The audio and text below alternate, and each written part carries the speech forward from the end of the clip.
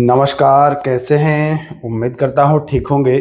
और इससे पहले जो मैं वीडियो उपलब्ध कराया था राष्ट्रपति से संबंधित अनुच्छेद, वो आपने देखा होगा, आप लोगों को बहुत पसंद आया होगा। देखिए दोस्तों, होता क्या है ना कि आप जानते रहते हैं बट एग्जाम में ना उसको रिकॉल नहीं कर पाते हैं आप, इस वजह से समस्या आती है। मैं आपको इतना आसान तरीका बता रहा हूं कि अनुच्छेद को आप ऐसे चुटकियों में याद कर सकते हैं, जो कि इतना भारी भरकम लगता है। संविधान में सबसे महत्वपूर्ण होता है अनुच्छेद ही याद करना, किस अनुच्छेद में क्या है। और ऐसे में मैं आप लोगों के लिए, देखिए, राष्ट्रपति का मैं पूरा अनुच्छेद 62 तक आपको कंप्लीट करा चुका हूं, है ना।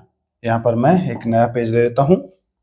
मैं आपको राष्ट्रपति के लिए अनुच्छेद 52 से लेकर के 62 तक कंप्लीट करा चुका हूं राष्ट्रपति के लिए। आज हम पढ़ेंगे उपराष्ट्रपति। उपराष्ट्रपति से संबंधित जो अनुच्छेद हैं वो हम आज पढ़ने वाले हैं। उपराष्ट्रपति से संबंधित अनुच्छेद एकदम बस धैर्य बना करके बने रहना है आपको। आपको सब याद हो जाएगा, कुछ करना आपको नहीं है। आपको उपराष्ट्रपति से संबंधित जितने भी अनुच्छेद हैं वो आपको बिल्कुल आसानी से मैं याद करा दूंगा, तो बस धैर्य बना करके बने रहिए।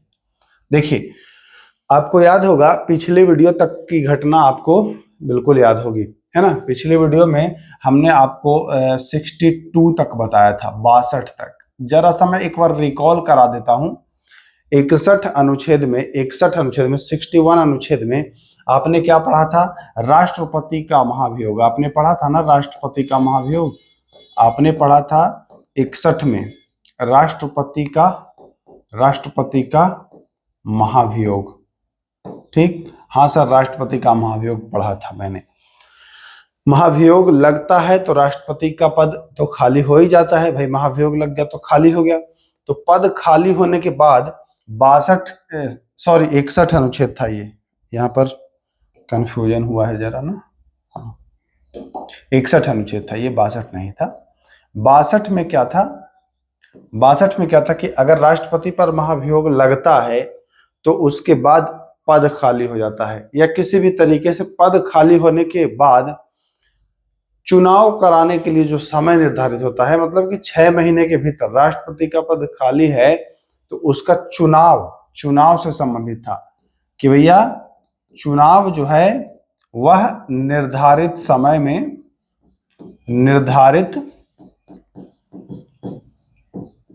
में कराना। चुनाव है वह निर्धारित समय में कराना।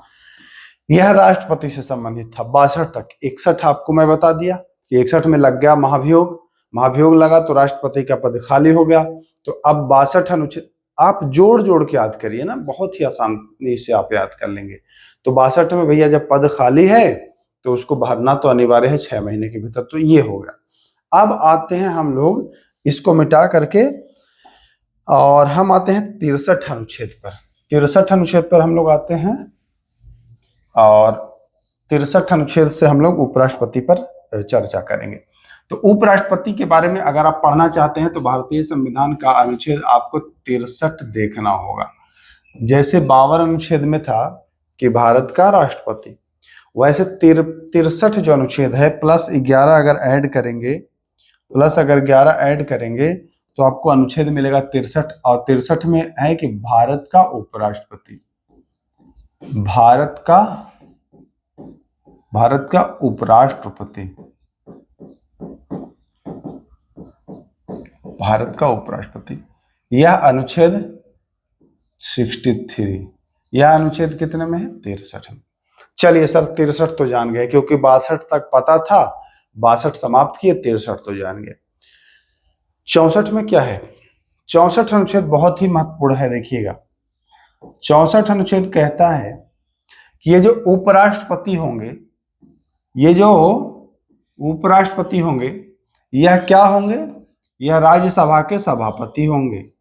यह जो उपराष्ट्रपति होंगे यह क्या होंगे भैया? तो सर यह राज्यसभा के क्या होंगे? सभापति। अच्छा, राज्यसभा में अध्यक्ष नहीं बोला जाता है ना। राज्यसभा के जो अध्यक्ष होते हैं उसको सभापति, और जो लोकसभा में उपाध्यक्ष के रूप में होते हैं वैसे यहाँ भी होते हैं, तो यहाँ उपसभापति होता है ना। तो 64 अनुच्छेद में कहता है कि जो ये उपराष्ट्रपति होगा ये राज्यसभा का सभापति होगा। तो सर बिल्कुल आसानी से याद कर लिए, कोई तो दिक्कत ही नहीं हुई। अब आइए एक अनुच्छेद 65, ये जब आप राष्ट्रपति पढ़ रहे थे तो मैं बताया था कि 65 अनुच्छेद कहता है कि अगर राष्ट्रपति का पद रिक्त हो तो उपराष्ट्रपति जो है वह उसकी हैसियत से कार्य करता है। तो यहां भी वही चीज है भाई, यहां उपराष्ट्रपति के लिए लिखा गया है कि उपराष्ट्रपति राष्ट्रपति के पद खाली होने पर उसके स्थान पर कार्य करेगा, है ना। यानी कि उपराष्ट्रपति का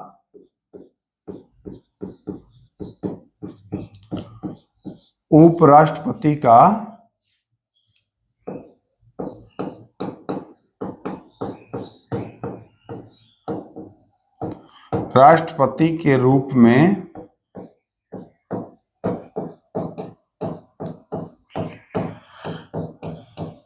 कार्य करना नहीं। बिल्कुल आसानी से आप जान गए, 63 जान गए, 64 जान गए। ये प्रश्न ना स्टार लगा लीजिए, ये वाला, ये बहुत बार पूछता है। इसका एक और अनुच्छेद में उदाहरण है, जब आप राज्यसभा पढ़ेंगे अनुच्छेद 89 आप पढ़ रहे होंगे तो ये मिलेगा कि जो राज्यसभा का जो सभापति होगा वह उपराष्ट्रपति होगा। तो 64 अनुच्छेद और 89 अनुच्छेद दोनों में आपको चीजें सेम मिलने वाली हैं, है ना। फिलहाल आप उपराष्ट्रपति जान रहे हैं। तो उपराष्ट्रपति का राष्ट्रपति के रूप में कार्य करना, अनुच्छेद 65। सर कोई दिक्कत नहीं, 65 तो पहले भी पढ़े थे, याद है इसको। चलिए 66 अनुच्छेद। 66 अनुच्छेद देखिए क्या कह रहा है, अनुच्छेद 66। बहुत ही आसानी से चीजों को आप समझते चलेंगे तो आप सब कुछ याद कर लेंगे। एक समय ऐसा आएगा जब आपको मैक्सिमम अनुच्छेद मुंह जुबान पर याद होगा, है ना, मुंह जबान याद होगा जिसको कहते हैं। तो 66 अनुच्छेद में कहता है कि राष्ट्रपति का, भैया उपराष्ट्रपति का, राष्ट्रपति नहीं, उपराष्ट्रपति का चुनाव। जैसे आपने 54 अनुच्छेद पढ़ा था ना, तो 54 अनुच्छेद में पढ़ा था राष्ट्रपति का चुनाव, 55 में तो तरीका पढ़ा था। लेकिन यहाँ आपको 66 में ही, अनुच्छेद 66 66 में ही आपको इनके चुनाव के बारे में पढ़ लेना है कि भैया इनका चुनाव कैसे होगा, है ना, इनके चुनाव के बारे में कैसे चुने जाते हैं। तो ये बात 66 अनुच्छेद में है। चलिए सर अब आइए 67 अनुच्छेद में क्या है सर। 67 अनुच्छेद में देखिए, तो चलिए 67 अनुच्छेद में ये बताइए उपराष्ट्रपति का कार्यकाल कितना होता है। किसी को पता है तो कमेंट करें। देखिए राष्ट्रपति का कार्यकाल हमने आपको बताया था 56 अनुच्छेद में, और 5 वर्ष, ठीक। कार्यकाल उपराष्ट्रपति का भी 5 वर्ष ही है, उपराष्ट्रपति का भी 5 वर्ष ही है कार्यकाल। परंतु राज्यसभा के ये सभापति हैं, और राज्यसभा के सदस्यों का कार्यकाल कितना होता है, तो 6 होता है। समझिएगा, राज्यसभा के सदस्य का कार्यकाल 6 वर्ष होता है, जबकि जो राज्यसभा के सभापति हैं यानी कि उपराष्ट्रपति, इनका कार्यकाल कितना होगा, इनका 5 होगा। तो जब, बस याद करने के लिए बता रहा हूं, तो जब उपराष्ट्रपति को लगा कि भाई जब सदस्य का कार्यकाल 6 वर्ष है तो सभापति का तो 6-7 साल होना चाहिए, 6 या 7 होना चाहिए, ऐसा मन में उनके लगा। तो 6 और 7 से आपको बस याद कर लेना है कि ये उपराष्ट्रपति को ऐसा लगा था कि भाई जब सदस्य का जो कार्यकाल है 6 वर्ष है, तो सभापति का कार्यकाल तो 6-7 साल होना ही चाहिए कम से कम, ऐसे याद करिएगा। तो 6-7 मतलब 67। लेकिन वास्तव में कार्यकाल कितना वर्ष है भैया, तो सर वास्तव में तो कार्यकाल इनका 5 वर्ष है। ये ध्यान दीजिएगा, ये प्रश्न को घुमाता है भी। ऐसे पूछेगा परीक्षा में कि राज्यसभा के अध्यक्षों का कार्यकाल 6 वर्ष है, इसके सभापति का कार्यकाल निम्न में से कौन होगा। 5 वर्ष, 6 वर्ष, 7 वर्ष या निर्धारित नहीं किया गया है। तो सभापति का मतलब आपसे पूछना चाह रहा है कि उपराष्ट्रपति का कार्यकाल कितना होगा, ये आपसे पूछना चाह रहा है। क्लियर है, क्लियर है। थोड़ा सा मैं इसको अगर और छोटा करूं तो यहां पर आ गया, हाँ आइए, ठीक, यहां तक कोई दिक्कत। सर 67 अनुच्छेद तो हम पढ़ लिए, अब आते हैं सर 68 अनुच्छेद क्या कहता है सर। तो 68 अनुच्छेद वही कहता है जो अनुच्छेद 62 कह रहा था राष्ट्रपति के बारे में। 61 में आपने क्या पढ़ा था, राष्ट्रपति पर महाभियोग। महाभियोग लगने के बाद तुरंत पद खाली हुआ तो चुनाव कराने का जो समय होता है कि भैया 6 महीने के भीतर आपको चुनाव कराना है अगर पद रिक्तता होती है तो, वही कंडीशन उपराष्ट्रपति में भी है 68 अनुच्छेद में कि भाई अगर पद रिक्त हो, जब पद रिक्त हो जाए, पद क्या हो जाए, रिक्त हो जाए, तब पद रिक्तता के समय, जब पद रिक्त हो गया है, पद रिक्तता के समय चुनाव कराने हेतु लैंग्वेज आपको चेंज मिल सकता है। जब अलग अलग बुक में पढ़ेंगे तो ये लैंग्वेज चेंज मिल जाएगा, लेकिन अर्थ वही होगा ना। तो लैंग्वेज पर ध्यान मत दीजिएगा, अर्थ पर ध्यान दीजिएगा। चुनाव कराने का निर्धारित समय,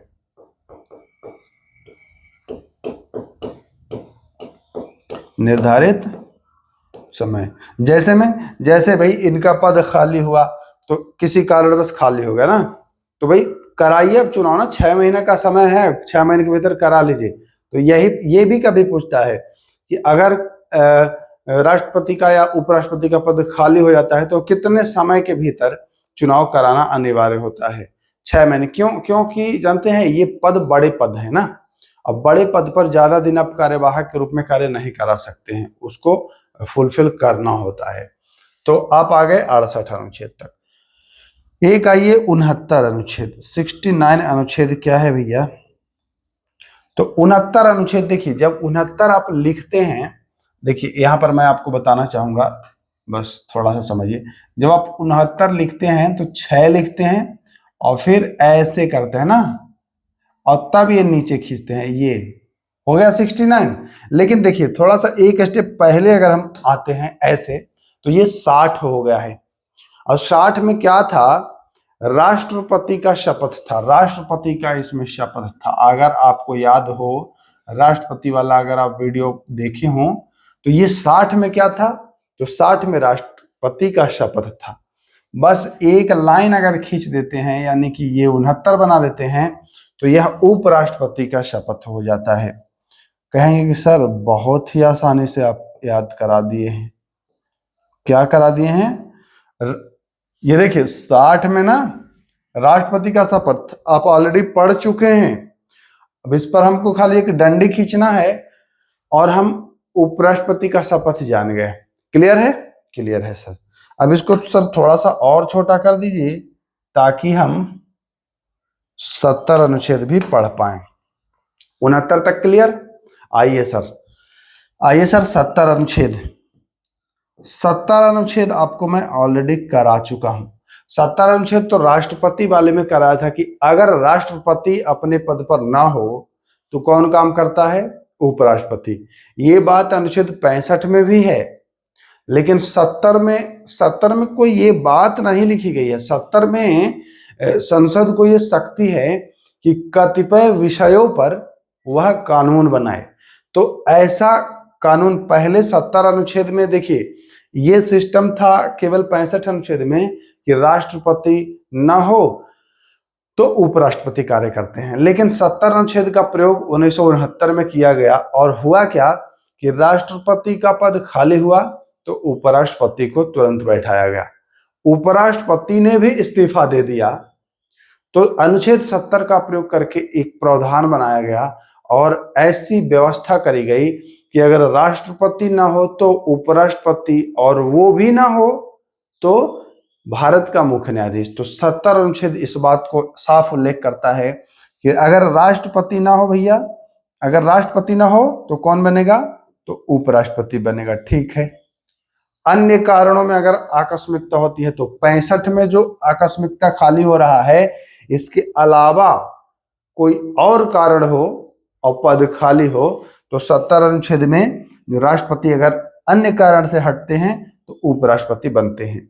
अगर उपराष्ट्रपति भी नहीं रहे तो भैया भारत का जो मुख्य न्यायाधीश है यानी कि CJI, chief justice of India, ये कार्यवाहक राष्ट्रपति बनेंगे। ये क्या बन जाएंगे? तो सर ये बन जाएंगे कार्यवाहक राष्ट्रपति, ठीक ना। कार्यवाहक राष्ट्रपति के रूप में कार्य करेंगे। राष्ट्रपति अगर ना हो तो उपराष्ट्रपति, और ये भी ना हो तो भैया भारत का मुख्य न्यायाधीश। ऐसा कंडीशन बना अनुच्छेद 70 के तहत, ठीक ना।